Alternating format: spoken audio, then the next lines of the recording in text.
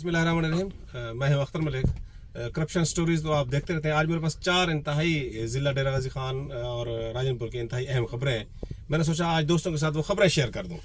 पहली जो खबर है, मैं दोस्तों को बताता चलूँ कि director anti corruption Khurram Parvez साहब आए हैं और डीजी सुहेल जफर चट्टा साहब की तरफ से इंतहाई अहम टास्क लेकर वो डेरा गाजी खान में अपॉइंट हैं। और उन्होंने आते ही जो करप्ट माफिया है एक्सियन को गिरफ्तार कर लिया गया है। इस तरह के और FIRs लॉन्च भी हो रही हैं जो करप्ट माफियाज थे।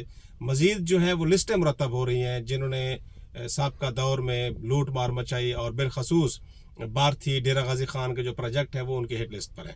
इस हवाले से उनकी ज़हर पूरा होमवर्क भी मुकम्मल हो गया। एंड चंद दिनों में मुझे कभी इम्कान है कि बड़े बड़े एक्सियंस, SCs, SDOs और माफियाज उनकी गिरफ्त में आने वाले हैं।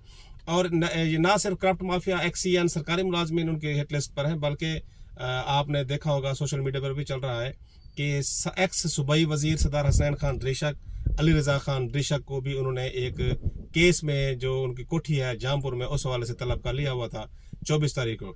गो कि ये केस इंतहाई पुराना है। 2017 में भी इस तरह की अटैम्प्ट हो चुकी है। शेर अली खान गोचानी उस वक्त डिप्टी स्पीकर थे, लेकिन इस केस को बिल्कुल बगैर किसी मोड़ के डंप हो गया था या दाखिल दफ्तर हो गया था कह लें। अब नए सिरे से, नए अंदाज से नए डायरेक्टर साहब उसको लेकर चल रहे हैं। अब ये ऊँट किस करवट बैठता है, इसके लिए हमें और आपको जरूर इंतजार करना पड़ेगा। एक बात तय है कि डायरेक्टर साहब के पास जो 1-1.5 माह का पीरियड है उसमें वो इंशाल्लाह जरूर कोई कारकर्दगी दिखाएंगे और बड़े बड़े करप्ट माफियाज को अंजाम तक पहुंचाने का वो जहन भी रखते हैं, टास्क भी रखते हैं और वर्क प्लान भी रखते हैं। एक तो ये खबर मैंने अपने दोस्तों से शेयर करनी थी। दूसरी मैं बताता चलूँ अवैस खान लिगारी के हवाले से सरदार हसनैन खान ड्रिशक के खिलाफ थाना सिटी राजनपुर में जो मुकदमा दर्ज हुआ उसमें बाज़ लोग कह रहे हैं कि अवैस खान जो है ना उस पे उनके बिहाइंड पीछे अवैस खान लिगारी का हाथ है। तो मैं उन दोस्तों को बताता चलूँ कि अवैस खान 293 हल्का 193 से शिकस्त के बाद अवैस खान की जो सियासी पोजीशन थी वो शहबाज शरीफ के सामने कमज़ोर हुई है। और बोस्तर राय ने यह भी बताया है कि शहबाज शरीफ ने अवैस खान लिगारी को इस हवाले से डांटा भी है कि अगर आपकी यही पोजीशन थी, आपने यही रिजल्ट देना था, पूरे पाकिस्तान में हमारी बेइज्जती करवानी थी, तो आप हमें क्लियर कट बता देते, हम पीपल्स पार्टी के गले में सारा कुछ डाल देते, तो आपने हमारे इंसल्ट करवाई। उस वजह से अवैस खान और शहबाज शरीफ या मुस्लिम लीग नून के दरमियान जो फासले हैं वो भी मेरे ख्याल में बढ़ चुके हैं। तो ये जो PTI के खिलाफ या लीडरशिप के खिलाफ राजनपुर की या वर्कर्स के खिलाफ जो FIRs लॉन्च का सिलसिला है, ये पूरे मुल्क की एक जो रूटीन चल रही है वो उसी का हिस्सा है। इसमें अवैस खान का मेरे ख्याल में बहुत कम रोल है, बहुत ही कम रोल दिखाई दे रहा है। इस हवाले से मैंने कहा दोस्तों को ये क्लियर बात बता दूं, वो खुद भी नून लीग की नाराजगी की जद में इस वक्त चल रहे हैं। ये मुस्तनद ज़राए की जो खबर है वो मैंने आपके साथ शेयर की है।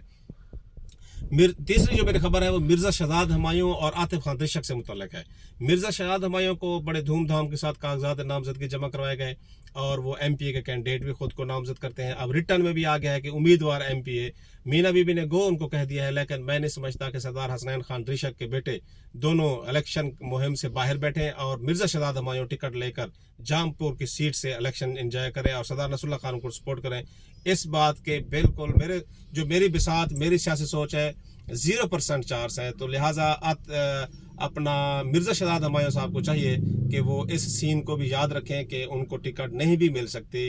वो ये ना हो कि वो बेचारे इन टाइम उनकी दिल आज़ारी हो और वो बेचारे अमार खान या अवैस खान लिगारी या मुस्लिम लीग नून को हिमायत पर मजबूर हो जाए, तो उनकी दिल आज़ारी ज़ाहिर है इन टाइम होगी तो उनको यही लामाला करना पड़ेगा।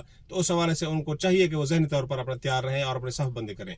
तो इसी से रिलेटेड एक खबर जो आतिफ खान ड्रिशक साहब के हवाले से हल्का PP 294 से वो कैंडिडेट डिक्लेयर हैं, लेकिन उसके हवाले से भी मुझे 90% चांस है कि उनको भी टिकट नहीं मिलने वाला। उसमें वहाँ पर भी हसनैन खान ड्रिशक जो कि ऑलरेडी कंटेस्ट कर चुके थे, वहाँ पे सिटिंग MP हैं, तो मुझे चांस है कि वो उनको भी ना सीट दी जाए, क्योंकि माजी में भी इस तरह के उनके साथ वाक़यात हो चुके हैं। डेरा गाजी खान में भी वो कैंडिडेट थे, तो इसलिए मुझे अब भी अपना ख़तरा लग रहा है कि आतिफ खान ड्रिशक बेशक वो मुहिम ज़ोरों पर है, ख़र्चा भी कर रहे हैं, लेकिन उनको कैंडिडेट नहीं बनाया जाएगा। उनको ये ज़रूर कहा जाएगा कि वो आगे बल्दियात में चेयरमैन है, वाइस चेयरमैन ही है, तहसील नाज़मियत है, उनके हवाले से उनको जो दादा जान है सरदार नसरुल्लाह खान ड्रिशक साहब उनको कैल कर सकते हैं। तो ये तीसरी खबर थी। चौथी खबर मैं आपको करप्शन स्कैंडल के हवाले से एक बताना चलूँ। राजनपुर डिस्ट्रिक्ट के एक अफीसर हैं जिन्होंने ज़माना माजी में भी यहाँ पे तैनात पोस्टेड रहे हैं और अब भी वो यहाँ पे ही पोस्टेड हैं। तो उन्होंने अपना भाइयों के नाम पे ज़माना माजी में 3-400 कनालें ज़मीन भी बनाई। फिर वो यहाँ पे काफ़ी एम्बेजलमेंट में मुलविस रहे।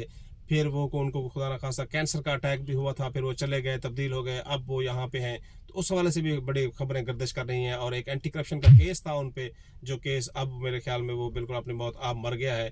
तो लेकिन उस केस में बड़ी जान थी, उसमें उनके दौर के जो मनसूबा जात थे, उनके दौर के जो तामीराती काम थे या दीगर जो उनके POL वगैरह कंस्ट्रक्शन फंडिंग थी, उनमें काफ़ी एम्बेजलमेंट थी। और सबसे बड़ी जो बात थी वो थी उनके भाइयों के नाम ज़मीन का इंतकाल उसी टेन्योर में होना। ये भी एक बड़ा स्कैंडल है। इस पर भी इंशाल्लाह बहुत जल्द वर्क जारी है, मेरा बाज़ाब्ता दोस्तों के सामने रखूंगा।